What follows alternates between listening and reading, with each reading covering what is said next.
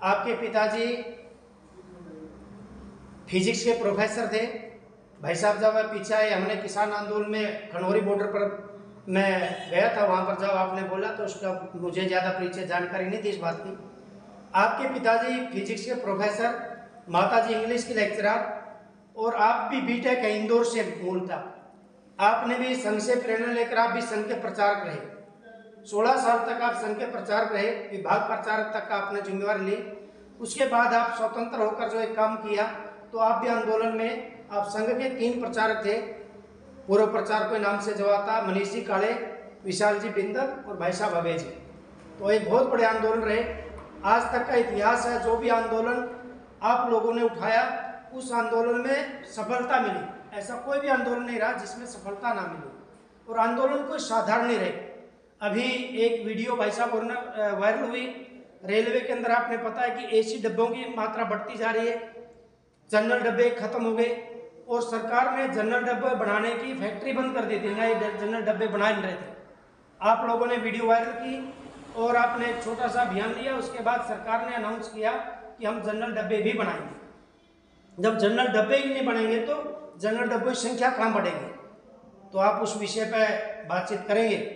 तो आपसे मेरी प्रार्थना है माननीय अभय जी जैन से, तो आप इस विषय में पहले मनीष जी इस विषय में। ठीक है, जरूर नहीं।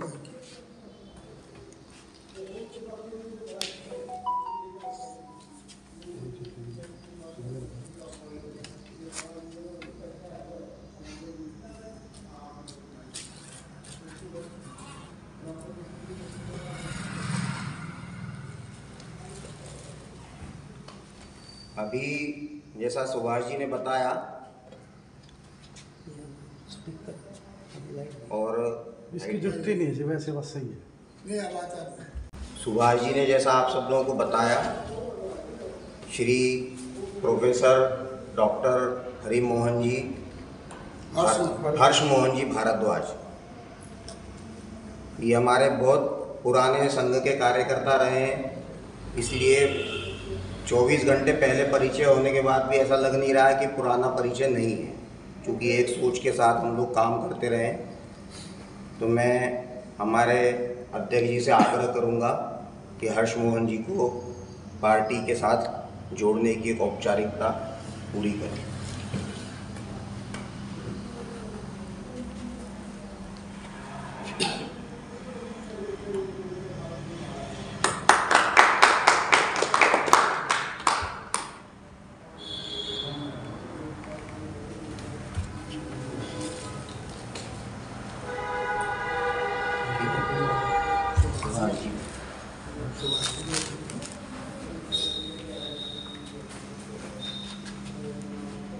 हमारे पार्टी को शुरू कराने वाले यहाँ पे सुभाष जी चाहे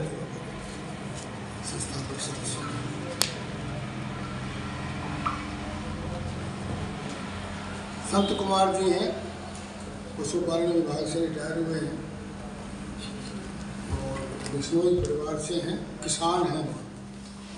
प्रार्थना है डॉक्टर एच.एम. भारद्वाज जी से, क्योंकि भले ही हमारा 24 घंटे पहले मेरा परिचय पहले था, पार्टी से परिचय 24 घंटे पहले हुआ, तो ऐसा जैसे मनीष जी ने बताया,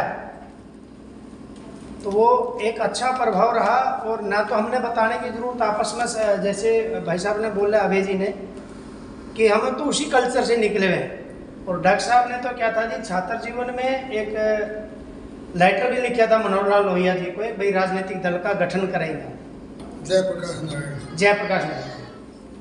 तो इसलिए मतलब ना मेरी प्रार्थना है आपसे भी, और आप डॉक्टर साहब से प्रार्थना है, कृपया आप इस विषय पर प्रकाश डालें। आपने क्या लग रहा है और कैसे हम पार्टी का कार्य को बढ़ाएंगे। भारत माता की जय। सबसे पहले तो मैं हमारे इस हरियाणा में और हमारे इस मूल स्थान पर हमारे 2 महानुभाव राष्ट्रीय स्तर के जो आए हैं, मैं उनका अभिनंदन करता हूं, स्वागत करता हूं। जिस विचारधारा से ये लोग जुड़े हुए थे, जिस लगाव के कारण यहाँ पर आए, जिन संस्कारों के बल पर इन्होंने हमारे ऊपर विश्वास प्रकट किया, मैं आप लोगों को विश्वास दिलाता हूँ, जो आपने हमारे में विश्वास व्यक्त किया है उस लक्ष्य को पूरा करने में हम कोई कोर कसर नहीं छोड़ेंगे। जहाँ तक आपकी निष्ठाओं का सवाल है, हम कोई नए लोग नहीं, हम देखे भाई लोग, परखे हुए लोग हैं। समय की कसौटी के ऊपर हम खरे उतरे हैं, ऐसा मैं गर्व से कह सकता हूँ। काम किया है, काम करेंगे। काम हम और दलों में भी कर सकते थे। कांग्रेस में हमारी विचारधारा नहीं मिलती, कांग्रेस को हम अच्छी पार्टी नहीं समझते जन्म से। हाँ, कांग्रेस में कुछ लोग अच्छे हो सकते हैं, बढ़िया लोग कांग्रेस में भी हैं, अच्छे नेता हैं। व्यक्तिगत रूप से हमारे उनसे व्यक्तिगत सामाजिक संबंध भी अच्छे रहते हैं, कोई दिक्कत नहीं है। पार्टी के तौर पर भाजपा बहुत अच्छी पार्टी थी, हमारी मूल पार्टी थी। भाजपा ने नारा दिया था कांग्रेस मुक्त भारत, परंतु आज वो खुद पार्टी कांग्रेस युक्त पार्टी भाजपा बन चुकी है। जिस विचारधारा के लिए हम चले थे, तो कांग्रेस और भाजपा में आज कोई अंतर नहीं रह गया है। मैं तो कहता हूं कांग्रेस से ज़्यादा बड़ी कांग्रेस आज भाजपा है। जिन मुद्दों के बल पर भाजपा सत्ता में आई थी, वो मुद्दे आज तक भी यूं के यूं ही खड़े हैं। तीसरी बार के चुनाव प्रचार में भी हमने मोदी जी के भाषण सुने, वही परिवारवाद, वही भ्रष्टाचार के मुद्दे अब तक भी 10 साल से भाजपा सत्ता में है, और वो मुद्दे यूं के यूं हैं।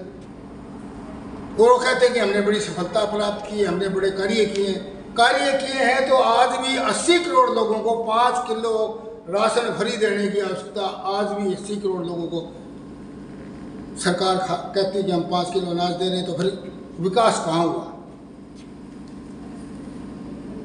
तो ये मुद्दे ऐसे थे जिससे मेरे को बड़ी खिन्नता थी, परंतु ऐसे समय में मैं तो अपने घर बैठ गया था कि अब मैंने इन चीज़ों में भाग नहीं लेना, अपनी पूजा पाठ करो, आराम करो, शेष जिंदगी अपने गुजारो, बढ़िया है। परंतु बात यह है कि भाई जो संस्कारित लोग होते हैं, देशभक्त लोग होते हैं, वो छोड़ते नहीं हैं। एक स्कूल के जो विद्यार्थी होते हैं, वो दूसरे विद्यार्थियों ने हमारे को पकड़ लिया आकर के, उसको बंद कर दो, उसको बंद कर दो। विचार को छोड़ा नहीं जा सकता, क्योंकि हमने जो सेवा का व्रत लिया था, ये आजन्म हिंदू राष्ट्र के संवर्धन, विकास के लिए, परम वैभव के लिए हम काम करेंगे। तो मैं आपको विश्वास दिलाता हूँ, आने वाले समय में हरियाणा के अंदर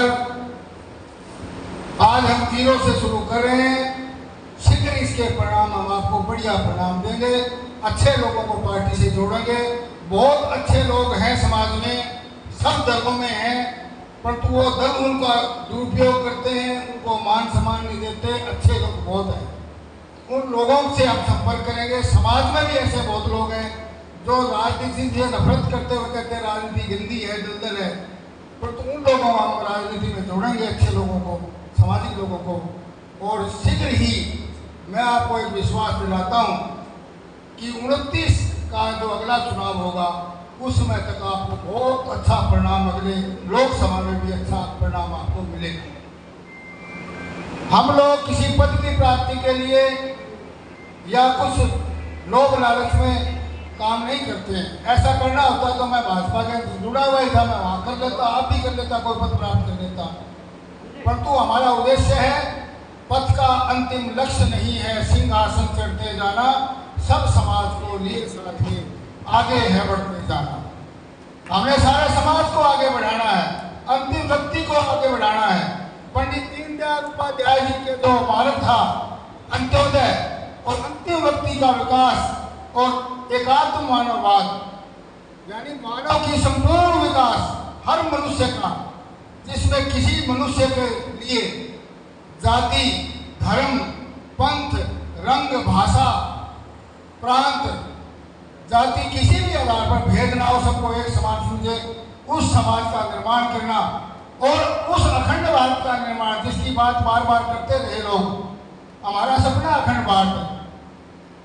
मैं आपको जैन साहब विश्वास दिलाता हूँ, अखंड भारत का निर्माण भी जनहित पार्टी ही करेगी, ये मैं आपको विश्वास। भारत राष्ट्र परमवय बहुमत भी पहुंचेगा और विश्व गुरु भी दोबारा बनेगा, आपके इस प्लेटफॉर्म के द्वारा ही बनेगा। हम कोई अपनी कोई कसर नहीं छोड़ेंगे। बहुत बहुत आप लोग यहाँ पर मीडिया के लोग जो आए हैं, आपका भी बहुत बहुत आभार है, धन्यवाद है। और मैं एक बात और बताता हूँ, अभी चुनाव का विषय आया है, हम चुनाव लड़ेंगे।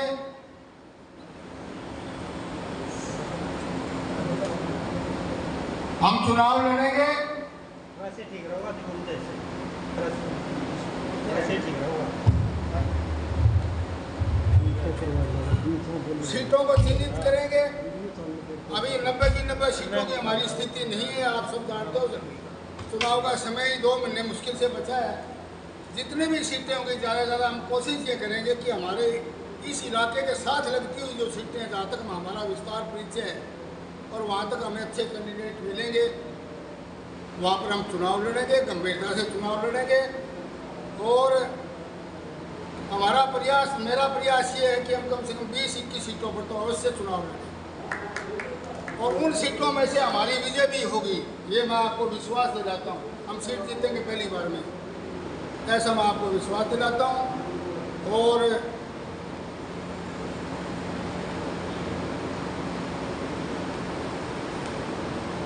इसमें जो मुद्दे हैं, अभी ये पत्रक तो आपके सामने जो पत्रक है, ये एक राष्ट्रीय पत्रक है।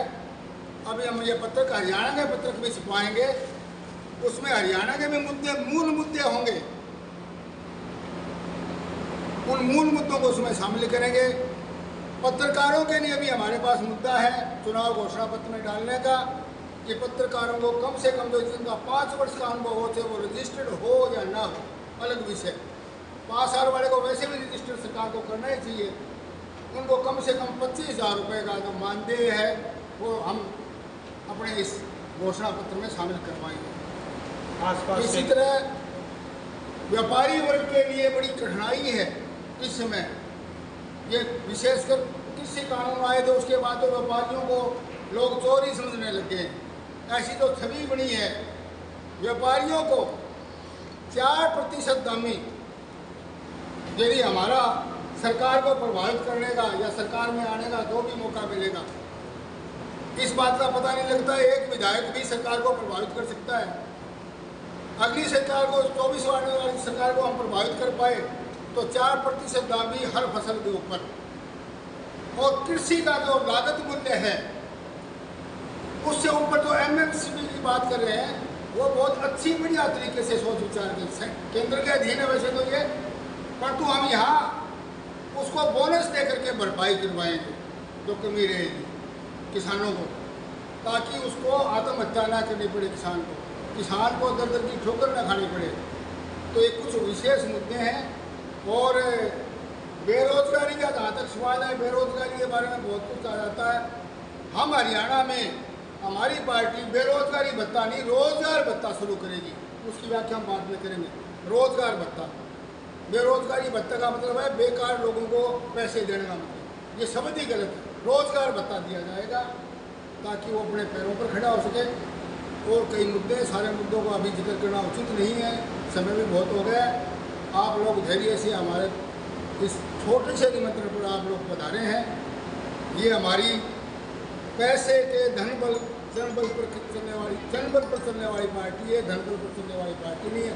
आपके मीडिया के लोगों में से भी मेरी अपेक्षा ये रहेगी, भाई हमारे पास देन लेन में कुछ है नहीं, आपको मान सम्मान के सिवाय आप जितने हमारी पार्टी खड़ी होती समर्थ होती, इतना आप हमारा मदद कीजिए। बाद में हम आपके भी हितों का ख्याल करेंगे, जायज़ हितों का ख्याल करेंगे। आप हमें पूरा कोऑपरेट करेंगे तो मैं विश्वास दिलाता हूँ इस 24 के चुनाव में भी हम सफलता प्राप्त करेंगे। आप चौथा जो स्तंभ है लोकतंत्र का, ये पत्रकारों का, आप लोगों का यदि सहयोग मिला तो हम अवश्य ही सफलता प्राप्त करेंगे। बहुत बहुत धन्यवाद। भारत माता की जय।